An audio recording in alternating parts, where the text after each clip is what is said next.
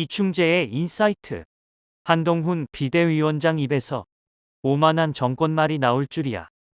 한동훈 국민의힘 비대위원장으로부터 오만한 정권이라는 말이 나올 줄은 꿈에도 몰랐다. 그가 3월 19일 열린 중앙선대위 발대식에서 정부와 집권여당은 조금이라도 오만하거나 국민 앞에 군림하려는 모습을 보였을 때 큰 위기가 왔다고 한 말이 누구를 겨냥하는지는 분명하다.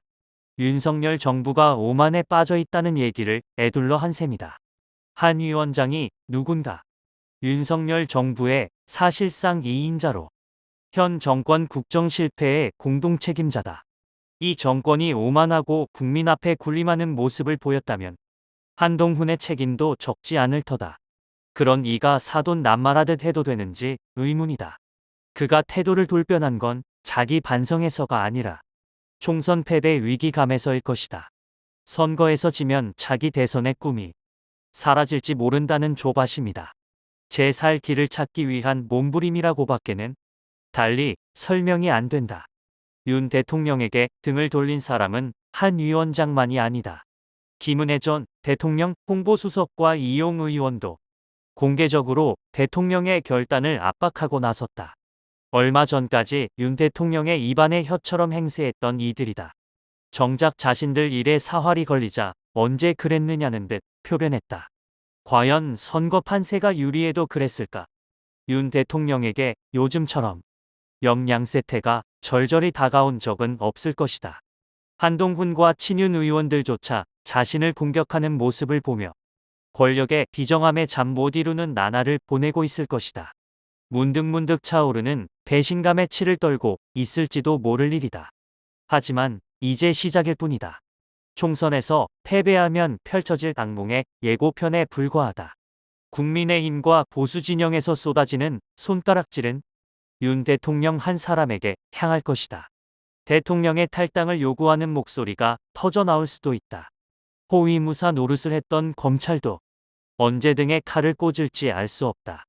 터질 듯 팽창했던 권력이 바람을 잃은 풍선처럼 수축되는 건 순식간이다. 상징 자산 공정과 상식 팽개친 윤 대통령. 윤 대통령이 마주한 냉엄한 현실은 그의 상징 자산의 상실에 터잡고 있다. 윤석열 집권의 토대가 된 공정과 상식은 임기 끝날 때까지 놓쳐서는 안 되는 불가역적 가치였지만 윤 대통령은 너무나 쉽게 허물었다. 최상병 수사 외압 의혹의 핵심 피의자인 이종섭 주호주대사 임명과 출국 사태는 그 결정판이다. 아무리 부인해도 윤 대통령 자신에게 쏠리는 수사를 피하려는 의도라고밖에 볼 수 없다. 김건희 여사에게 쏠린 여러 의혹의 방어막을 치는 것은 또 어떻게 변명할 건가? 배우자의 뇌물성 명품 가방 수수의 사과도 제대로 않고 대통령 가족에 대한 특검법을 거부하고도 공정을 입에 올릴 수 있을까?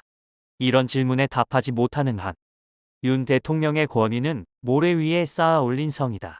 조국 혁신당의 돌풍이 의미하는 바도 다르지 않다. 조국 일가를 공정과 상식의 잣대로 단죄한 결과로 대통령에 오른 그가 거꾸로 심판대에 오른 모습은 아이러니다. 다수의 국민은 이제 윤석열 김건희 한동훈을 강자, 조국을 약자로 보고 법치와 정의를 묻는다.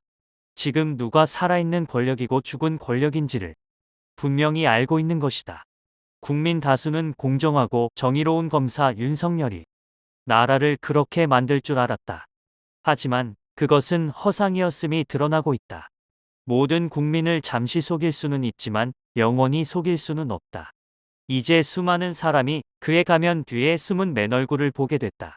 그래서 윤 대통령에게 남은 3년은 평탄한 길이 아니라 가시밭길이 될 것 같다.